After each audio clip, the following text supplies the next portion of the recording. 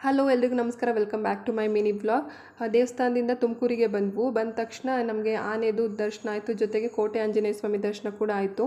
ಅಲ್ಲಿಂದ ನಾವು ಹೋಗಿದ್ದು ತುಮಕೂರು ಅಮಾನಿಕೆರೆಗೆ.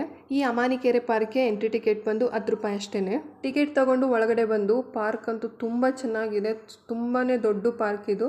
ಅಲ್ಲೇ ಎಲ್ಲ ಥರದ್ದು ವಾಟರ್ ಆ್ಯಕ್ಟಿವಿಟೀಸ್ ಇದೆ.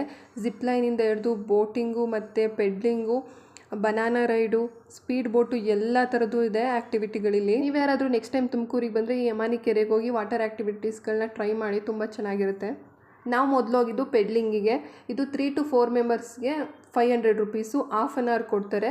ಹಾಫ್ ಆನ್ ಅವರ್ಗಿಂತ ನಾವೇನಾದ್ರು ಜಾಸ್ತಿ ಹೋದರೆ 1000 ರೂಪಿ ಫೈನ್ ಅಂತ ಹೇಳಿದ್ರು ನಮಗೆ. ಅಲ್ಲಿ ಹಾಫ್ ಆನ್ ಅವರ್ ಆಗ್ತಿದ್ದಂಗೆ ಅವ್ರು ಕರೀತಾರೆ, ಅವಾಗ ಹೋಗ್ಬಿಡ್ಬೇಕು, ಇಲ್ಲಾಂದರೆ ಫೈನ್ ಆಗ್ತಾರಂತೆ. ನಾವು ಹೋದಾಗ ಸಂಜೆ ಆಗಿದ್ದರಿಂದ ವೆದರ್ ಸಖತ್ತಾಗಿತ್ತು, ತುಂಬ ಎಂಜಾಯ್ ಮಾಡ್ದು. ನನಗೆ ಸ್ವಲ್ಪ ಭಯ, ನೀರಂದರೆ ಸ್ವಲ್ಪ ಭಯ ಆಗ್ತಿತ್ತು ಅಲೆಗಳು ಬಂದಾಗ.